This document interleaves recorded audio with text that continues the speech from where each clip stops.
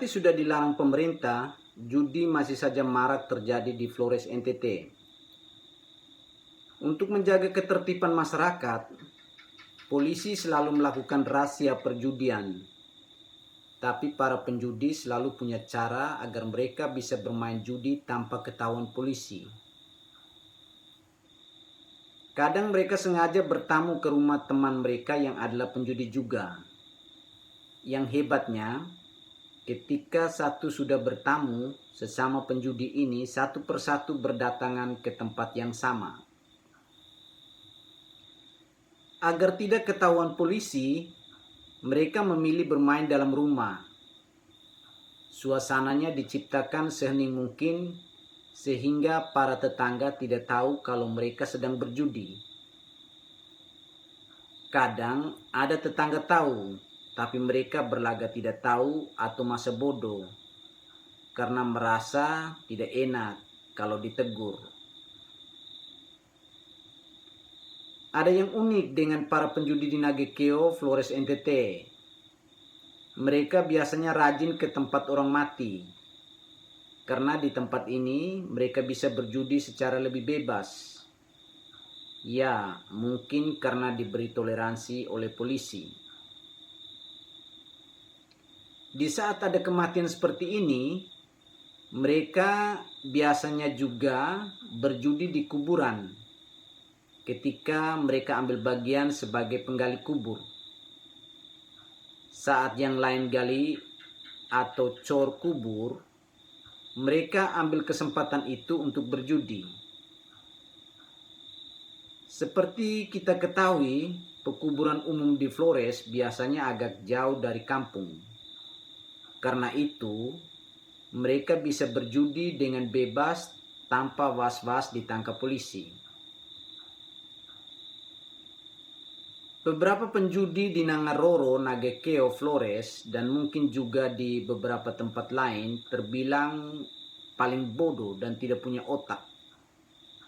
Mengapa demikian? Ya, mereka bermain judi antara mereka sendiri dalam satu rumah atau masih dalam hubungan keluarga. Kadang ada anak bermain judi dengan bapaknya sendiri. Ada juga ponakan bermain judi dengan om atau pamannya sendiri.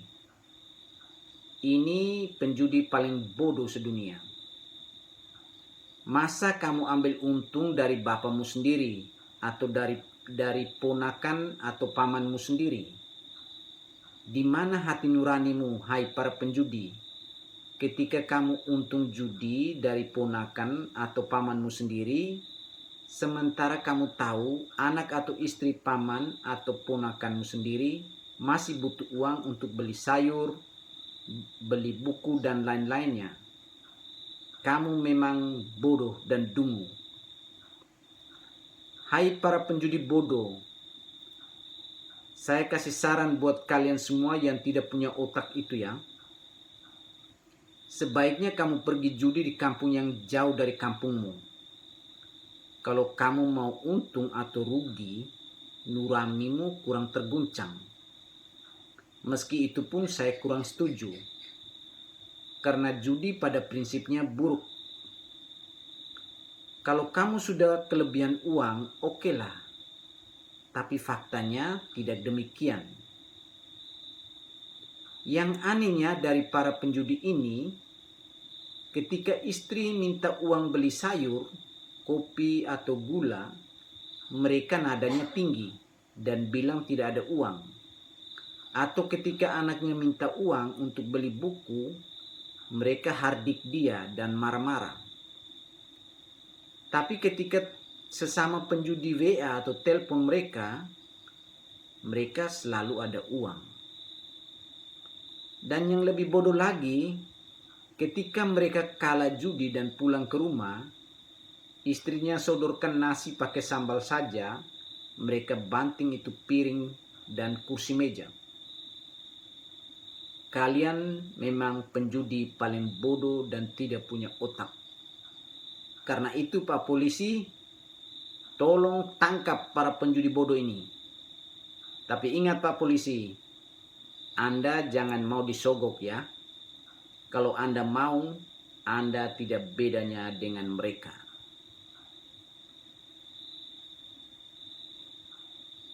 Bagi ibu-ibu, kalau tahu atau kedapatan suamimu judi, cekik batang lehernya dan bawa dia dan teman-temannya ke kantor polisi biar mereka kapok.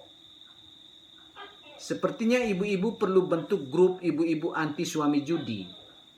Kalau Anda para ibu bergerak bersama dan tidak toleran terhadap perjudian suamimu, niscaya perjudian bisa dikurangi. Mungkin lebih ekstrimnya begini. Ibu-ibu rebus kartu. Ketika suamimu pulang dan minta makan, sodorkan kuah kartu itu dan bilang ke suamimu, ini sop kartu rasa sepat-sepat. Kalau para ibu sudah lakukan itu, seharusnya para suami mikir dan bertobat. Tapi kalau suaminya tetap saja judi, maka dia memang penjudi paling bodoh dan tidak punya otak. Bersama saya, Kanis kami, kita di acara Serba Serbi.